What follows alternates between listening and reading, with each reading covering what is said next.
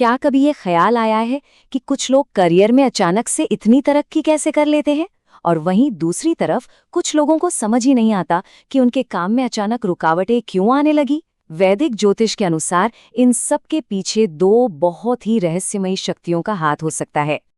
अरे हम सब ने अपनी जिंदगी में देखा है या सुना तो जरूर है कि किसी का करियर रातों रात चमक जाता है और कोई बना बनाया काम छोड़कर कहीं और चला जाता है।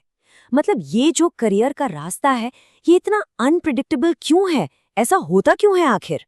वैदिक ज्योतिष की माने तो इसका जवाब दो सबसे शक्तिशाली छाया ग्रहों में छिपा हो सकता है, राहु और केतु। आज के इस विश्लेषण में हम इन्हीं दो रहस्यमयी ताकतों को समझने की कोशिश करेंगे। तो चलिए सबसे पहले ये समझते हैं कि ज्योतिष में इन छाया ग्रहों का आखिर मतलब क्या है। अब देखिए, ये कोई मंगल या बृहस्पति जैसे फिजिकल प्लैनेट्स नहीं हैं। असल में ये अंतरिक्ष में सिर्फ दो मैथमेटिकल पॉइंट्स हैं जिन्हें लूनर नोड्स भी कहा जाता है। ये वो जगह है जहां चांद का ऑर्बिट सूरज के रास्ते को काटता है, इसीलिए तो इन्हें अदृश्य या छाया ग्रह कहते हैं।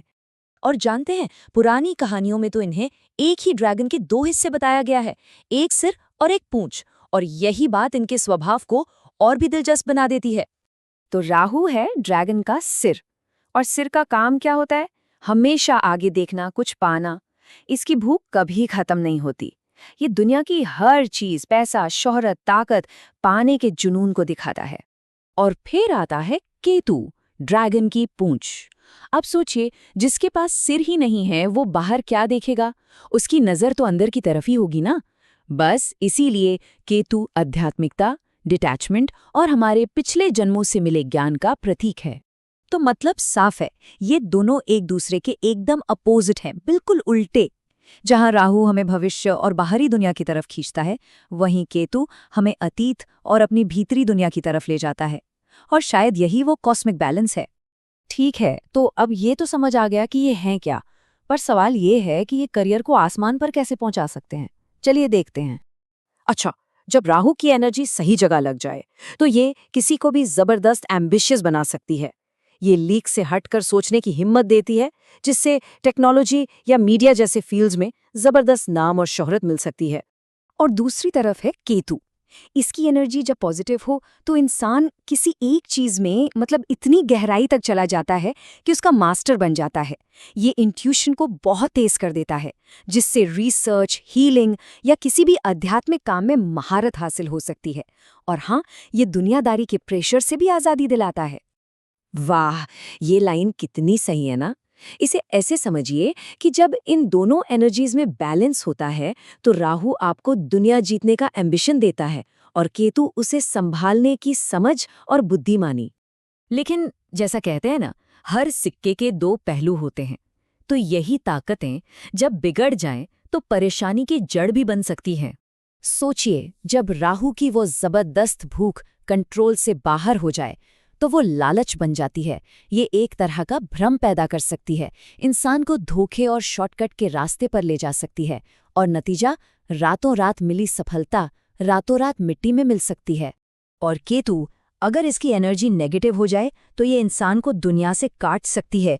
एक अजीब सी कंफ्यूजन और दिशाहीनता पैदा करती है, जिससे करियर में ठहराव आ सकता है और इंसान अपने रास्ते से ही भटक सकता है। तो देखिए, पूरी कहानी का निचोड़ क्या है कि ये एनर्जीज अपने आप में अच्छी या बुरी नहीं है।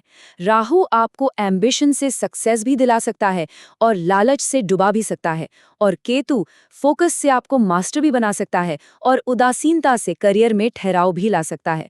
सब कुछ बैलेंस का खेल है। तो फिर सवाल ये उठता है कि इन जबरदस्त ताकतों को हैंडल कैसे किया जाए? इनके बीच का वो सही रास्ता, वो बैलेंस कैसे पाया जाए?